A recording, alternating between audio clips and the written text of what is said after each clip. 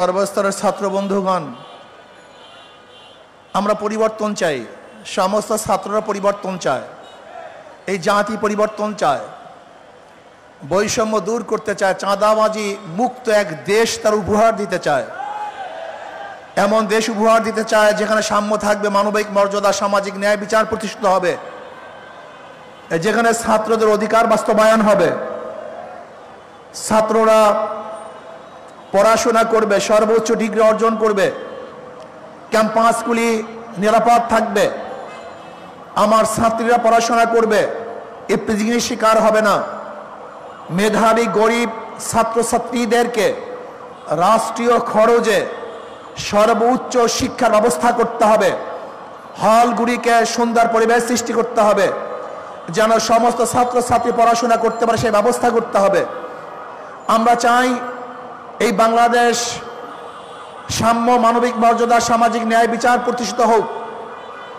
বিগত 53 বছরে যারা শাসক ছিল তারা আমাদেরকে আশ্বস্ত করেছে, বাস্তবায়ন করতে পারে নাই। আমাদের ওয়াদা দিয়েছে, পালন করতে পারে নাই। ওয়াদা দিয়ে বারবার ধোঁকা দিয়েছে।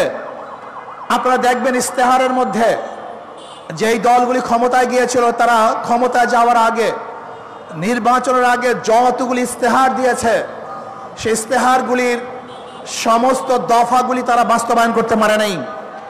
আগামী তো যারা ক্ষমতা যাওয়ার চিন্তা ভাবনা করতেছে, ওই বিগত পচা গান্দা যা বাংলাদেশের ছাত্র প্রত্যাখ্যান করেছে, সেই পচা গান্দা বাস্তবতা দিয়ে তারা ক্ষমতায় যেতে চায়।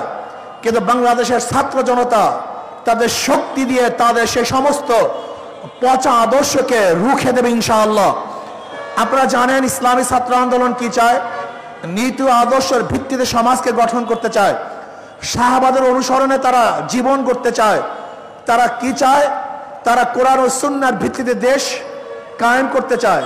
কোরআন ও সুন্নাহর নাম শুনলি অনেকের গাঁর মধ্যে জ্বালা ধরে। আমি দেখেছি বিগত আওয়ামী লীগ ফ্যাসিস্ট আমলের যে বক্তব্য, বর্তমানে অনেক নেতাদের মুখে একই বক্তব্য শুনি। বিগত ফ্যাসিস্ট আমলে আমরা দেখেছি জয় বলেছেন কোনো অবস্থাতেই যেন মৌলবাদীদের উত্থান না হয়। আজকে আমরা তারেক সাহেবের মুখে একই বক্তব্য শুনি। জয়ের বক্তব্য এবং তারেক সাহেবের বক্তব্যের মধ্যে আমি কোনো পার্থক্য দেখছি না। আপনারা দেখছেন কিনা আমি জানি না। আপনারা দেখেছেন দক্ষিণপন্থীদের উত্থান হচ্ছে, আজকে মৌলবাদীর উত্থান হচ্ছে। বর্তমান গতকালকে দেখলাম আমাদের মির্জা ফখরুল ইসলাম আলমগীর সাহেব মন্দিরে গিয়ে বক্তৃতা করেছেন, হিন্দুদের এক মাজলিসে গিয়ে বক্তৃতা করেছেন।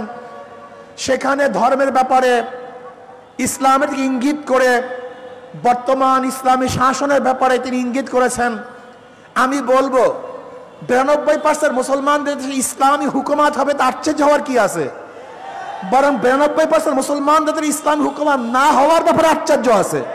হচ্ছে না কেন? আমি বলবো আসুন আমরা সবাই সম্মিলিতভাবে ইসলাম হুকুমাত কায়েম করার জন্য চেষ্টা করি।